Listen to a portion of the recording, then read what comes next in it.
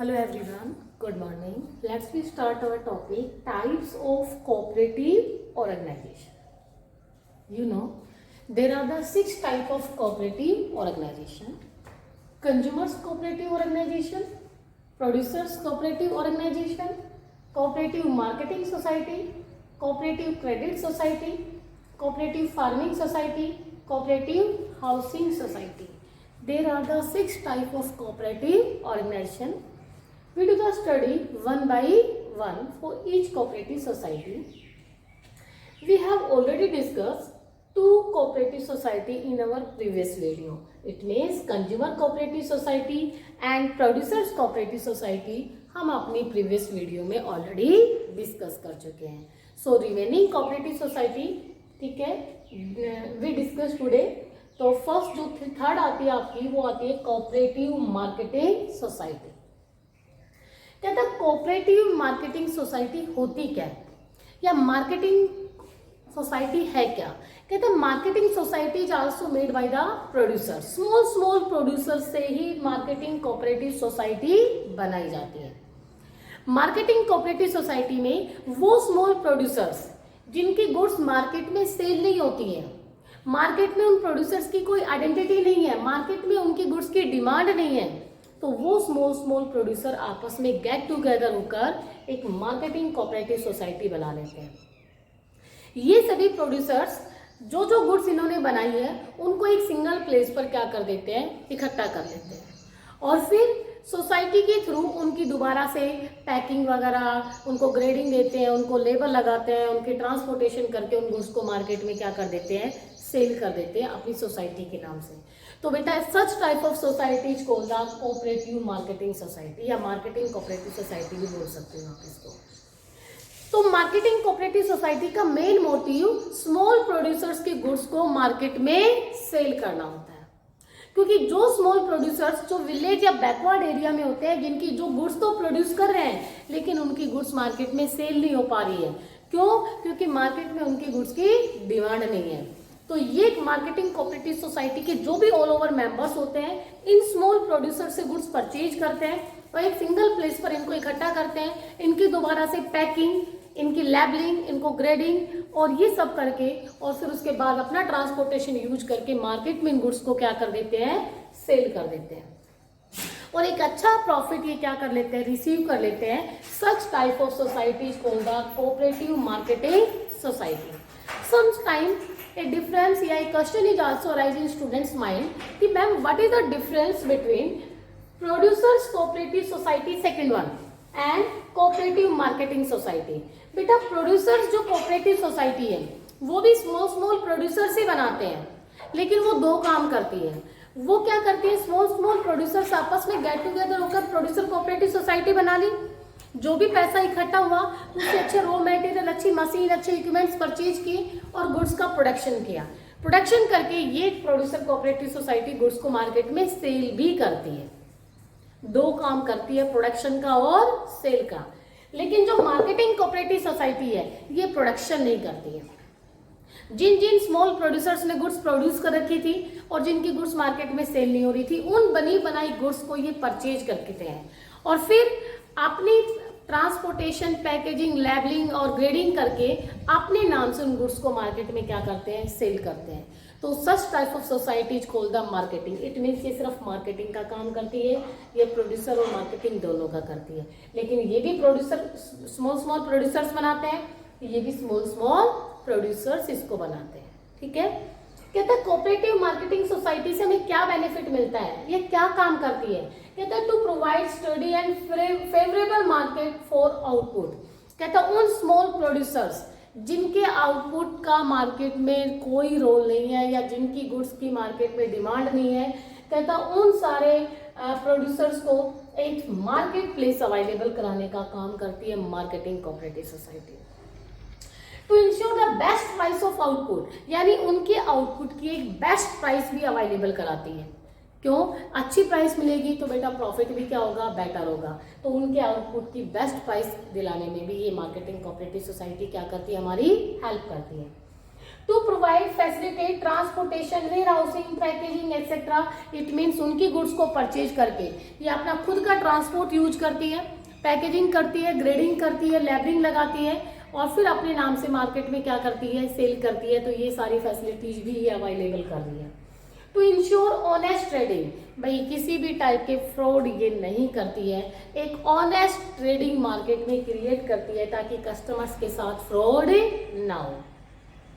To eliminate the middleman, क्योंकि ये तो डायरेक्ट उन प्रोड्यूसर से गुड्स खरीद रही है और मार्केट में क्या कर रही है, सेल कर रही है, तो मिडल मैन का प्रॉफिट इनकी गुड्स में ऐड ही नहीं होता है। और साथ ही साथ मार्केटिंग जो सोसाइटी है वो मिडल मैन को एलिमिनेट भी कर देती है। क्यों, मिडल मैन की जरूरत ही नहीं है, ये खुद उन प्रोड्यूसर से गुड्स खरीद रही है और मार्केट में अपना लेबल लगा के, ठीक है, अपनी पैकिंग करके उन गुड्स को मार्केट में क्या कर रही है, सेल कर रही है। So such type of society is called the cooperative marketing society. ठीक है, ये इनकी गुड्स है ना बहुत अच्छी। मान लो कई बार क्या होता है, जो गांव में या बैकवर्ड एरिया में जो स्मॉल स्मॉल प्रोड्यूसर्स होते हैं, समझ आ गए, कई बार स्टूडेंट पूछेंगे मैडम कोऑपरेटिव मार्केटिंग सोसाइटी भी इस मार्केट का काम कर रही है, तो कंज्यूमर सोसाइटी भी तो कंज्यूमर्स बनाते हैं। देखो इन दोनों में डिफरेंस क्या है, ये तो कंज्यूमर्स बनाते हैं, बनी बनाई गुड्स अच्छे प्रोड्यूसर से खरीद के लेके आते हैं लार्ज क्वांटिटी में और फिर अपने मेंबर्स को सेल कर देते हैं। बेटा जो मार्केटिंग सोसाइटी वाले हैं, ठीक है, ये प्रोड्यूसर्स बनाते हैं। ये जो बैकवर्ड एरिया में जो स्मॉल स्मॉल प्रोड्यूसर्स होते हैं, जो गुड्स तो बना रहे हैं लेकिन उनकी गुड्स मार्केट में सेल नहीं हो पा रही है, उन प्रोड्यूसर से गुड्स खरीदते हैं। ठीक है, इन्होंने अपना एक वेयर हाउस भी बनाया हुआ होता है, उस वेयर हाउस में उन सबकी गुड्स को इकट्ठा कर लेते हैं, फिर अपना पैकिंग वगैरह दोबारा से की जाती है, लेबलिंग की जाती है, ग्रेडिंग की जाती है, ठीक है, और उसके बाद अपना लेबल लगा कर मार्केट में क्या कर देते हैं, ये सेल कर देते हैं और एक अच्छी प्राइस पर सेल करते हैं, तो इनको प्रॉफिट भी होता है, लेकिन ट्रेडिंग ऑनेस्टली करते हैं, किसी टाइप का कोई अडल्ट्रेशन इनमें नहीं होता। तो उस कोऑपरेटिव सोसाइटी को क्या बोला जाता है, मार्केटिंग कोऑपरेटिव सोसाइटी। समझ आ गए। उसके बाद आपका फोर्थ आती है कोऑपरेटिव क्रेडिट सोसाइटी। बेटा नाम से ही पता चल रहा है, क्रेडिट सोसाइटी है, लोगों को क्रेडिट की फैसिलिटी देती है, फाइनेंस की फैसिलिटी देती है। कोऑपरेटिव क्रेडिट सोसाइटी में क्या होता है, 10 एंड मोर देन 10 मेंबर्स आपस में ज्वाइन टुगेदर हो जाते हैं और कोऑपरेटिव क्रेडिट सोसाइटी क्या कर लेते हैं, क्रिएट कर लेते हैं। इन्होंने जितना भी पैसा इस सोसाइटी के लिए कंट्रीब्यूट करा, उस पैसे को या तो कहीं ये बाहर इन्वेस्ट कर देते हैं या फिर ये कहीं अपने किसी बैंक में इन्वेस्ट कर लेते हैं। ठीक है, जब भी इनके किसी मेंबर्स को फाइनेंस की रिक्वायरमेंट होती है, तो जितना फंड इनके पास कलेक्ट हुआ है, उस फंड में से ये जितनी रिक्वायरमेंट उसके मेंबर को होती है, वो मेंबर को क्या कर देते हैं, लोन की फैसिलिटी दे देते हैं। अब मेंबर उस लोन को इंस्टॉलमेंट में सोसाइटी को रिटर्न करता रहता है। इससे इसके मेंबर्स की क्या हो जाती है, प्रॉब्लम सोल्व हो जाती है फाइनेंस की। ठीक है, तो उस सोसाइटी को क्या बोला जाता है, कोऑपरेटिव क्रेडिट सोसाइटी। जैसे मान लो 10 या 10 से ज़्यादा मेंबर आपस में इकट्ठे हुए, सबने कंट्रीब्यूट किया पैसा एक साथ कंट्रीब्यूट करेंगे तो पैसा लमसम में इकट्ठा हो गया, फिर किसी एक मेंबर को जरूरत पड़ गई और उस मेंबर को जरूरत पड़ी तो उसने कह दिया भाई 10 लाख रुपए चाहिए, तो 10 लाख रुपए उसको दे दिए। वो मेंबर इंस्टॉलमेंट में सोसाइटी को पैसा रिटर्न करता रहता है। ठीक है, तो इंटरेस्ट भी होती है, लेकिन इंटरेस्ट की रेट क्या होती है, कम होती है। तो बेटा उस सोसाइटी को क्या बोला जाता है, कोऑपरेटिव क्रेडिट सोसाइटी। इससे क्या बेनिफिट मिलता है, देखो इजी टर्म्स पर लोन अवेलेबल हो जाता है। एक तो टू प्रोटेक्ट द मेंबर्स को प्रोटेक्शन मिलता है। ठीक है, क्यों मेंबर्स को प्रोटेक्शन नहीं मिलता है कि उनको किसी टाइप की कोई फाइनेंस की प्रॉब्लम फेस ही नहीं करनी पड़ती। जब भी उनको फाइनेंस की जरूरत होती है, सोसाइटी से फाइनेंस ले लेते हैं, इजीली से उनको प्रोटेक्शन मिल जाता है, मनी लैंडर्स के क्लचेस से बच जाते हैं। अगर सोसाइटी पैसा नहीं देगी तो उनको मनी लैंडर्स पे डिपेंड होना पड़ेगा और मनी लैंडर्स की रेट ऑफ इंटरेस्ट बच्चों बहुत ज़्यादा हाई होती है। ठीक है, इजी टर्म्स पर उनको लोन की फैसिलिटी मिल जाती है, यानी लेस रेट ऑफ इंटरेस्ट पर उनको लोन की फैसिलिटी मिल जाती है। To develop the habit of saving among the members, यानी कोऑपरेटिव सोसाइटी के मेंबर्स में सेविंग की हैबिट क्रिएट हो जाती है कि you do more and more saving. ठीक है, because if you do more and more saving then that amount is also invest in our cooperative society. तो कोऑपरेटिव सोसाइटी के पास लार्ज फंड कलेक्ट हो जाता है और लार्ज फंड कलेक्ट होगा तो ऑब्वियस बात है that fund is also used for providing the finance to its own members. So this cooperative society is called the cooperative credit society, यानी ये सोसाइटी लोगों को फाइनेंस, लोगों को मतलब इसके अपने ही ओन मेंबर्स को फाइनेंस की फैसिलिटी देने के लिए बनाई जाती है। क्योंकि सब लोग इकट्ठे होंगे, पैसा आएगा, पैसे को इंस्टॉलमेंट यानी लोन जिस जिस मेंबर को जरूरत होती है रिक्वायरमेंट के अकॉर्डिंग उनको फाइनेंस की फैसिलिटी देती है। ये इसके 3 फंक्शन। उसके बाद नेक्स्ट हमारी सोसाइटी आती है बेटा फिफ्थ, फार्मिंग कोऑपरेटिव सोसाइटी।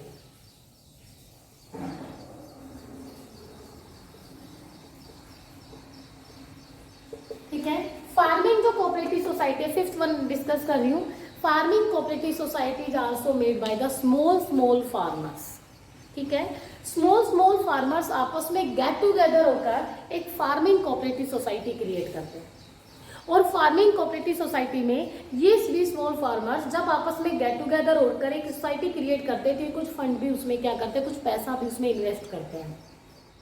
उस फाइनेंस का यूज, ठीक है, अच्छी क्वालिटी के हार्वेस्टिंग इक्विपमेंट्स परचेज करने के लिए, अच्छी क्वालिटी के सीड्स परचेज करने के लिए, इरिगेशन की फैसिलिटी के इक्विपमेंट्स परचेज करने के लिए ये सारा फंड क्या होता है, यूज होता है।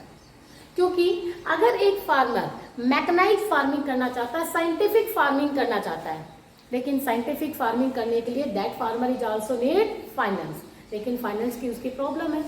तो उस केस में स्मॉल फार्मर्स आपस में गेट टुगेदर होकर एक फार्मिंग कोऑपरेटिव सोसाइटी क्रिएट कर लेते हैं। ठीक है, क्योंकि उस फार्मिंग सोसाइटी को क्रिएट करने से जो फंड वो रेज करते हैं उस फंड का यूज अच्छी क्वालिटी के सीड्स, अच्छी क्वालिटी के हार्वेस्टिंग इक्विपमेंट्स, अच्छी क्वालिटी के इरिगेशन के इक्विपमेंट्स परचेज करने के लिए वो क्या करते हैं, यूज करते हैं।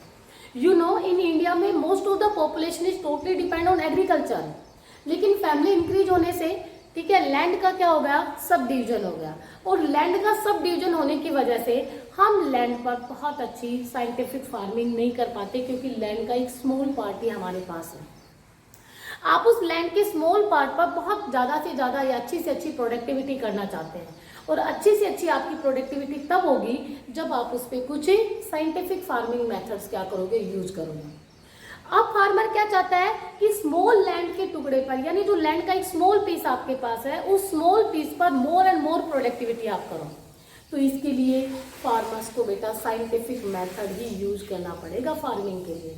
अब साइंटिफिक मेथड यूज करना उसके लिए तो पॉसिबल है नहीं, क्योंकि बहुत लॉट ऑफ टाइम, बहुत लॉट ऑफ एक्सपेंस क्या हो जाता है, कंज्यूम हो जाता है।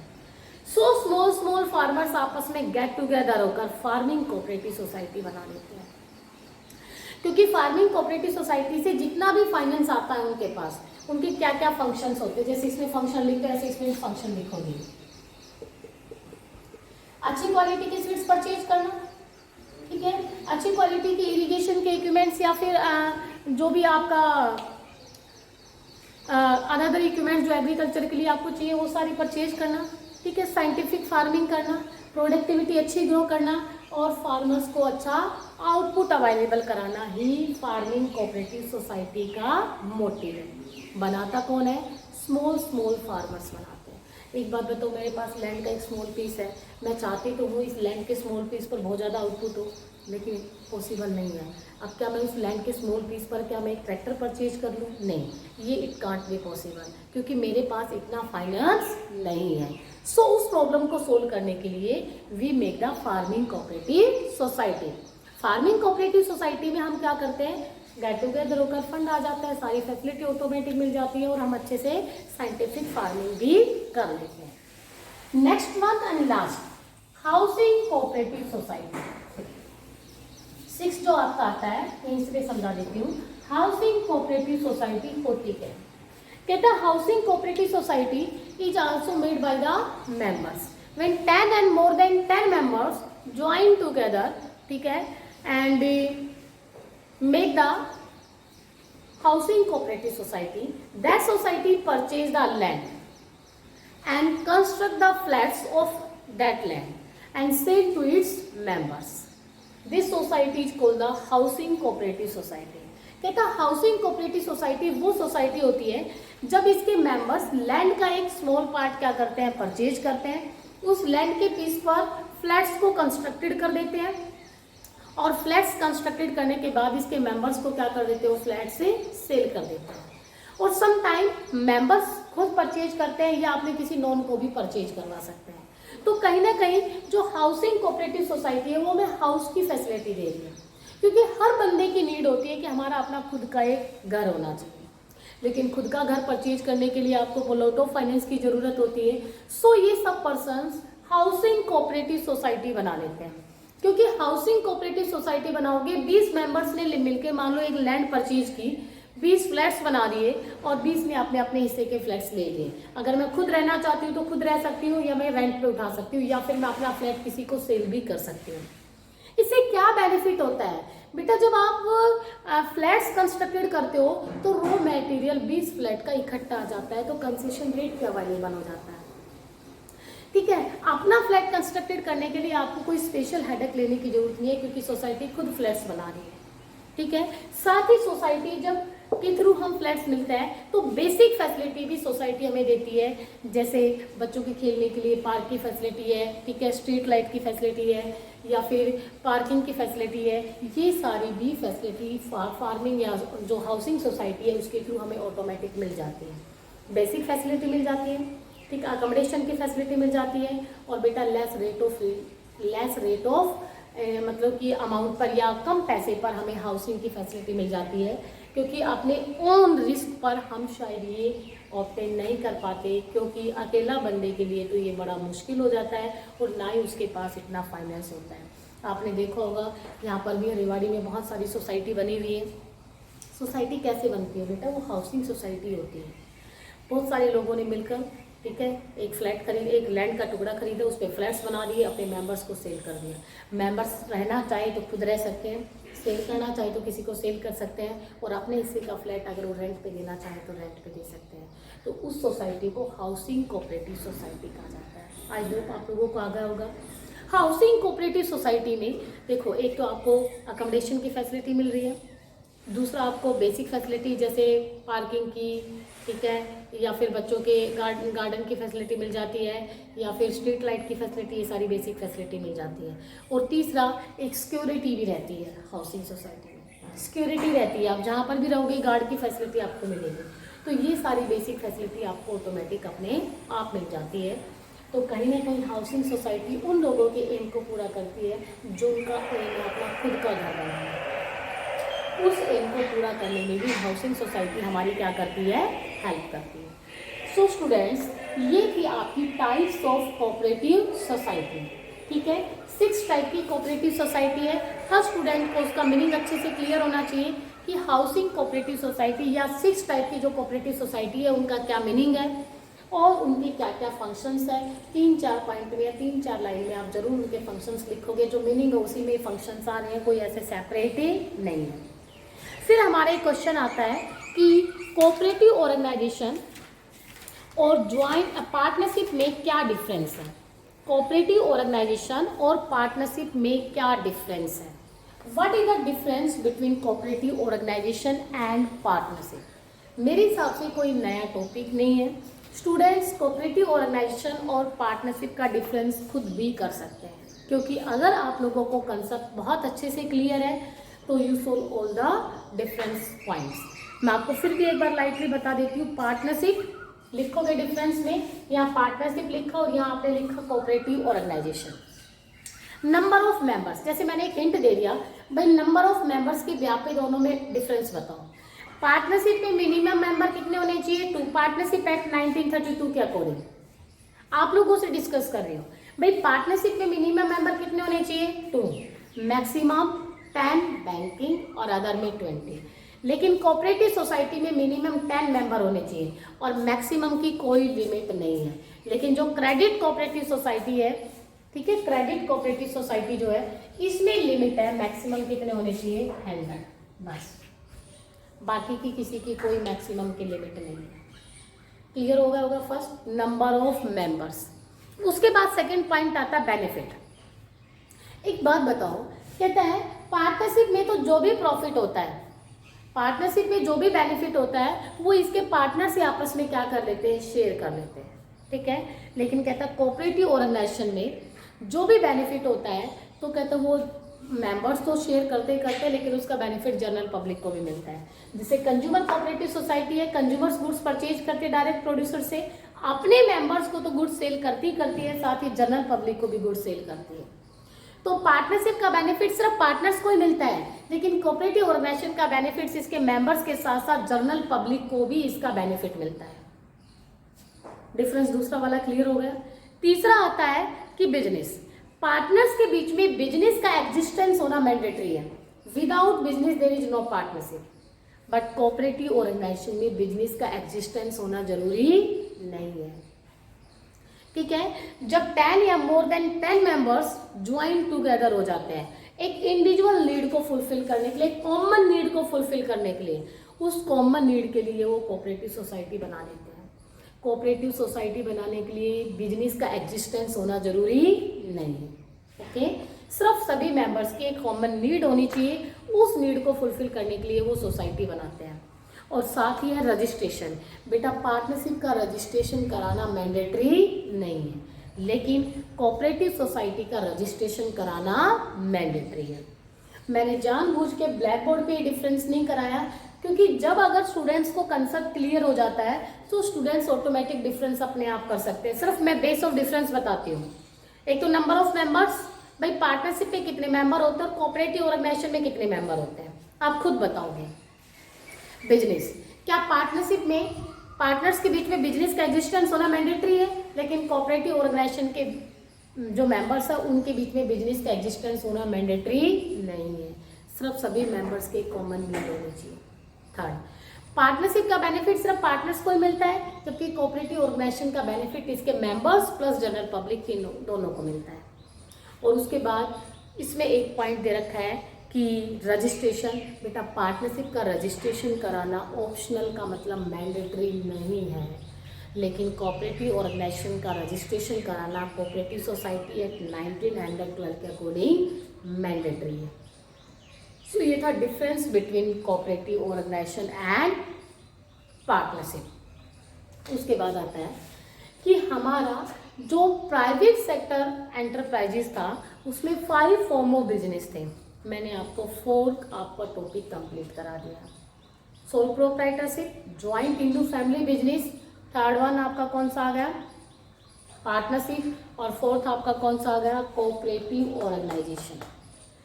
लास्ट आपका बचा है कंपनी। लेकिन स्टूडेंट्स कंपनी हम बाद में कराएंगे, क्योंकि कल से 10 का हमारा यूनिट टेस्ट है, तो उससे पहले रिवीजन होना बहुत ज़रूरी है। सो प्लीज़ कल से मैं लाइव क्लास आपकी ले रही हूँ, ठीक है।